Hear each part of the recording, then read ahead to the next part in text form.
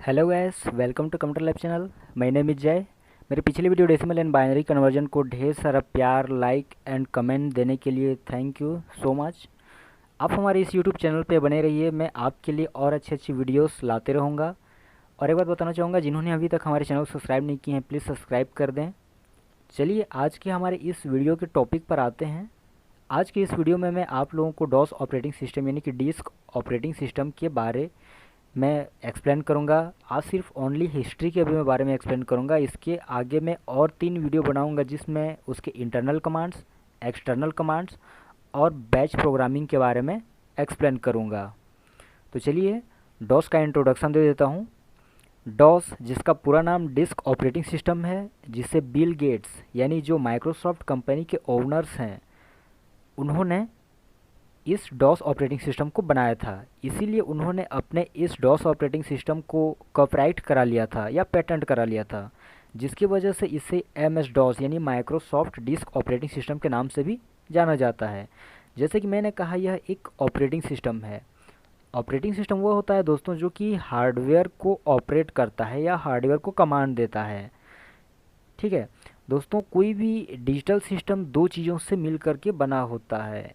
पहला एक हार्डवेयर हो गया और दूसरा सॉफ्टवेयर हो गया। तो इन हार्डवेयर और सॉफ्टवेयर और ऑपरेटिंग सिस्टम के बारे में मैं आपको अगले वीडियो में एक्सप्लेन करूँगा। चलिए, ये जो डॉस ऑपरेटिंग सिस्टम है यह बहुत पुराने ज़माने के ऑपरेटिंग सिस्टम है। यानी कि ये जो ऑपरेटिंग सिस्टम दो प्रकार के पाए जाते हैं। एक CLI होता है और एक GUI होता है।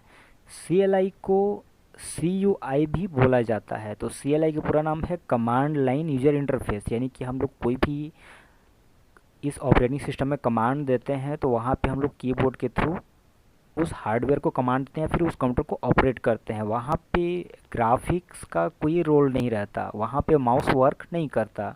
ओनली क्या काम करेगा, वहाँ पे कीबोर्ड काम करेगा। तो ये होता है आपका CLI या CUI। CUI का पूरा नाम है कमांड यूजर इंटरफेस और एक होता है आपका ग्राफिकल यूजर इंटरफेस। ठीक है, तो ग्राफिकल यूजर इंटरफेस में हम लोग किसी ग्राफिक्स आइकॉन के थ्रू हम लोग उस कंप्यूटर को ऑपरेट करते हैं। जैसे मैं यहाँ पे एग्जांपल बता देता हूँ। ये जो आपको यहाँ पे जो दिख रहा है ये वाला, ठीक है, ये आपका CLI है या CUI है। हम लोग यहाँ में जैसे कुछ भी ऑपरेट करेंगे तो हम लोग क्या करेंगे, यहाँ पे कीबोर्ड से वो कमांड टाइप करेंगे और एंटर करेंगे। तो इस तरीके से हम लोग इसको एंटर करते हैं। देखिए यहाँ पे ढेर सारे कमांड्स हैं। ठीक है, तो ये बहुत फास्ट होता है। ठीक है, लेकिन इसकी जो ऑपरेशन जो ऑपरेट किया जाता है वो ऑपरेट थोड़ा स्लो होता है ग्राफिकल यूजर इंटरफेस की के कंपैरिजन में। ठीक है, तो ये होता है आपका CLI। ठीक है, CLI या फिर CUI। अब दिखाता हूँ आप लोगों को ग्राफिकल यूजर इंटरफेस यानी GUI। ये देखिए यहाँ पे जितने जो आइकॉन्स दिख रहे हैं यहाँ पे, जैसे कि मैं ये ऑपरेट कर रहा हूँ तो ये एक ग्राफिकल यूजर इंटरफेस है। जैसे कि मान लीजिए मैं कंप्यूटर पे जाता हूँ, किसी डिस्क पे जाता हूँ, इस तरीके से मैं यहाँ पे जो भी ऑपरेट कर रहा हूँ वो एक ग्राफिकल यूजर इंटरफेस के थ्रू हो रहा है। जैसे कि मैं किसी न्यू फोल्डर बनाना चाहूँगा तो यहाँ पे मैं क्लिक कर दूंगा। बैक जाना चाहूँगा तो ये बैक बटन पे क्लिक कर दूंगा। ठीक है, और किसी पे जाना चाहूँगा तो यहाँ पे मैं जैसे C पे जाना चाहूँगा तो C ड्राइव, इस तरीके से यहाँ पे क्लिक कर दूंगा तो ये मैं C ड्राइव पे आ जाऊँगा। लेकिन यहाँ पे क्या होता है, इसके लिए हमें कमांड देना जाता है वहाँ जंप करने के लिए। देखिए अब मैं जैसे C से D में जाना चाहता हूँ तो इस तरीके से मैं जंप कर सकता हूँ। ठीक है, तो यहाँ पे ये कमांड बेस्ड में चलता है आपका CUI। और GUI हम लोग ये ग्राफिक के थ्रू हम लोग उसको कंट्रोल करते हैं। ठीक है दोस्तों, तो चलिए इसके बारे में मैं दूसरों में बताऊंगा। अभी हम लोग यहाँ पे जानते हैं अ, इस डॉस के हिस्ट्री के बारे में। अगर हम डॉस के इतिहास के बारे में बात करें तो ये बहुत पुराना है। ये लगभग 1980 से स्टार्ट होता है। ठीक है, ये इसका चलन, डॉस ऑपरेटिंग सिस्टम का चलन 1980 से 1995 तक रहा। सन 1980 में IBM यानी इंटरनेशनल बिजनेस मशीन, जो एक कंपनी है जो कंप्यूटर के हार्डवेयर बनाता है, जैसे माइक्रोसॉफ्ट सॉफ्टवेयर और ऑपरेटिंग सिस्टम बनाता है वैसे IBM कंप्यूटर के हार्डवेयर बनाता है। ठीक है, तो सन 1980 में IBM कंपनी ने माइक्रोसॉफ्ट कंपनी को अपने आने वाले पर्सनल कंप्यूटर यानी कि IBM PC के लिए एक बेसिक इंटरप्रेटर बनाने या एक ऑपरेटिंग सिस्टम बनाने का अनुरोध किया। ये देखिए यहाँ पे, ठीक है, यानी इस IBM के लिए एक ऑपरेटिंग सिस्टम बनाने का अनुरोध किया।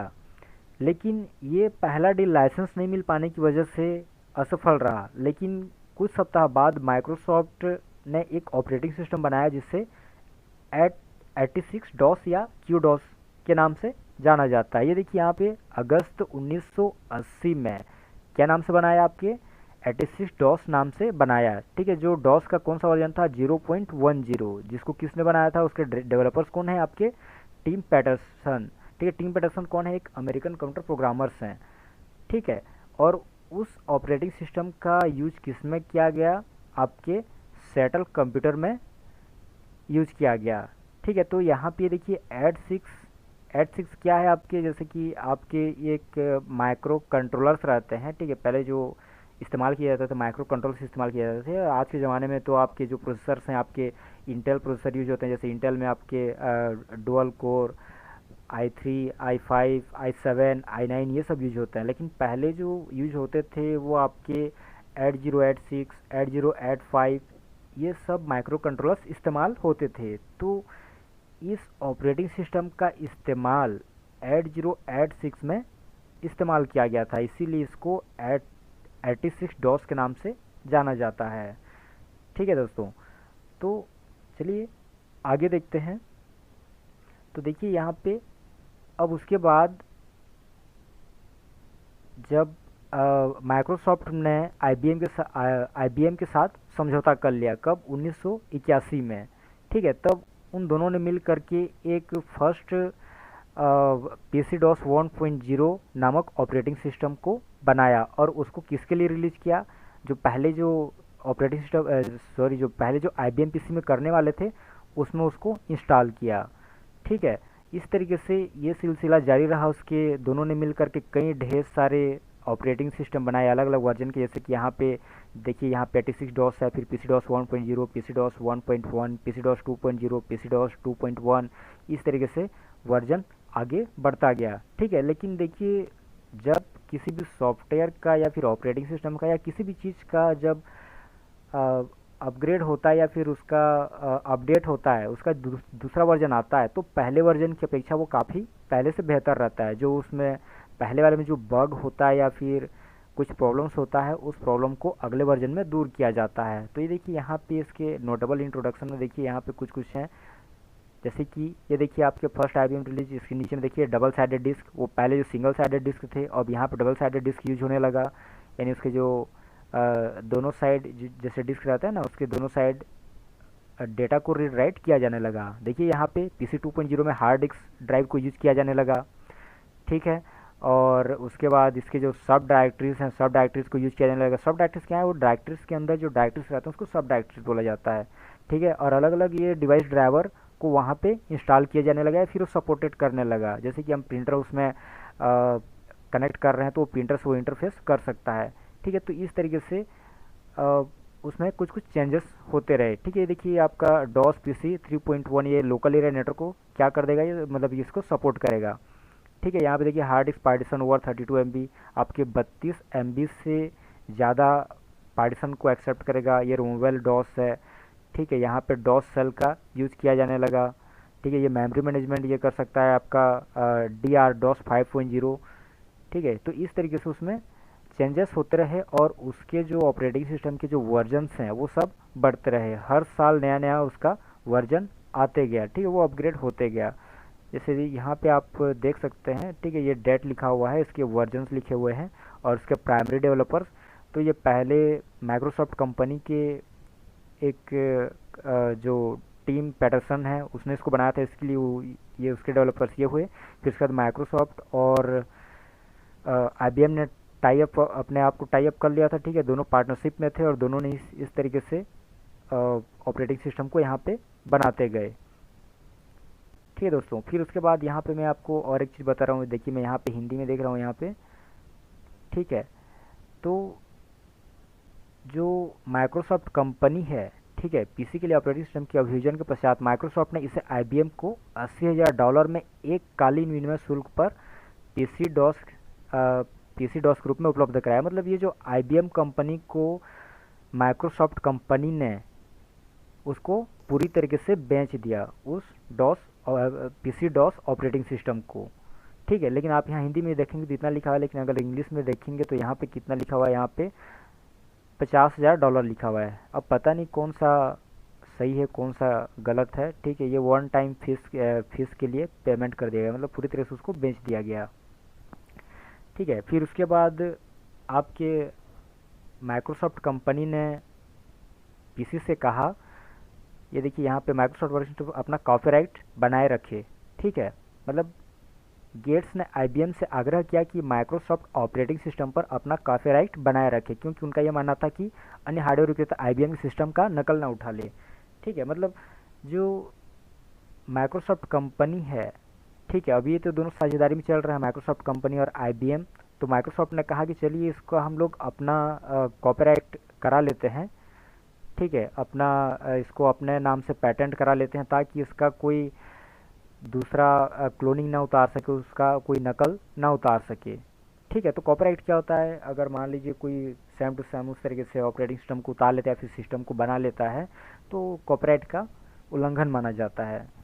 ठीक है, तो उसने अपने नाम से कॉपीराइट करा लिया। फिर कॉपीराइट कराने के बाद, ठीक है, वो एम एस डॉस के नाम से या फिर पीसी डॉस के नाम से ये जाना जाता है। ठीक है, जैसे जिस दिन से माइक्रोसॉफ्ट ने अपना वो कॉपीराइट कराया, तो उस दिन से उसको एम एस डॉस के नाम से जाना जाता है। ठीक है दोस्तों, मेरा यहाँ बताने का मतलब इतना था कि किस किस डेट को ये रिलीज हुआ है। ठीक है, कौन कौन से यहाँ पे वर्जन्स आए हैं। ठीक है, और उस ऑपरेटिंग सिस्टम को किन किन ने बनाया है। ठीक है, तो यहाँ पे देखिए टीम पेटर्स ने बनाया है, यहाँ पे माइक्रोसॉफ्ट और आईबीएम ने। तो यहाँ पे ये माइक्रोसॉफ्ट का नाम क्यों आ रहा है, क्योंकि माइक्रोसॉफ्ट उस ऑपरेटिंग सिस्टम को बनाता था और आईबीएम उसके लिए हार्डवेयर बनाता था। ठीक है, मतलब उस आईबीएम के हार्डवेयर में इस ऑपरेटिंग सिस्टम को इंस्टॉल किया जाता था। ठीक है, फिर देखिए यहाँ पे जहाँ जहाँ पे आईबीएम लिखा हुआ है उसको आईबीएम ने बनाया, जहाँ जहाँ पे माइक्रोसॉफ्ट लिखा हुआ है उसको माइक्रोसॉफ्ट और आईबीएम ने बनाया, मतलब माइक्रोसॉफ्ट नहीं बनाया उसको। ठीक है, आईबीएम में इंस्टॉल किया है। ठीक है, तो इस तरीके से आप देख सकते हैं। फिर उसके बाद आपके 1993 में, ठीक है, जब पीसी डॉस 6.1 रिलीज हुआ, ठीक है, उसके पहले आईबीएम और माइक्रोसॉफ्ट दोनों अलग हो गए, स्प्लिट हो गए। ठीक है, तो इसको आईबीएम ने खुद बनाया है जून 1993 में, पीसी डॉस 6.1। ठीक है, first IBM release after split with Microsoft ई से। ठीक है, वो माइक्रोसॉफ्ट से क्या हो गया, स्प्लिट हो गया, और उस आईबीएम कंपनी ने पीसी डॉस 6.1 नाम से एक ऑपरेटिंग सिस्टम बनाया और उसको अपने सिस्टम में इंस्टॉल किया। ठीक है, फिर उसके बाद माइक्रोसॉफ्ट ने देखिए यहाँ पे, ये देखिए एम एस डॉस, यहाँ पे देखिए इसका नाम अलग हो गया, एम एस डॉस आ गया। पहले क्या था, पीसी डॉस था, अब एम एस डॉस हो गया ये।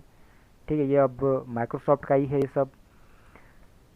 ठीक है, तो इस तरीके से अब देखिए यहाँ पे जो डॉस ऑपरेटिंग सिस्टम है इसका कॉपीराइट दोनों के पास है, आईबीएम के पास भी है और माइक्रोसॉफ्ट के पास भी है। इसीलिए इन दोनों ने बारी बारी करके अलग अलग इसके वर्जन्स बनाते गए। ठीक है, फिर जो लास्ट वर्जन है इसका पीसी डॉस 7.0, ठीक है, डॉस ऑपरेटिंग सिस्टम का, उसको किसने बनाया है, आईबीएम ने बनाया है। और इसके क्या फीचर्स हैं, ये मेमोरी ऑप्टिमाइजेशन कर सकता है। ठीक है, स्टेकर डिस्क कंप्रेशन कर सकता है। ठीक है, ये इसके फीचर्स हैं। अब यहाँ पे जाकर देख सकते हैं। ठीक है, ये आईबीएम हार्डवेयर, ये सारे के सारे आईबीएम में ही इंस्टॉल किए जाते हैं।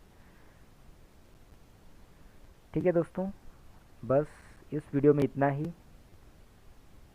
मेरा मकसद ये था कि बस मैं इसके हिस्ट्री के बारे में बता सकूं कि जो डॉस का वर्जन कब से कब तक स्टार्ट हुआ है और कौन कौन से डेट में कौन कौन से वर्जन्स आए हैं। ठीक है, बस इसी चीज़ को बताना था, और इसमें क्या क्या जो अलग अलग वर्जन्स हैं उसमें क्या क्या फीचर्स जुड़े हैं, ये सबको बस बताना था। चलिए, बस इस वीडियो में इतना ही।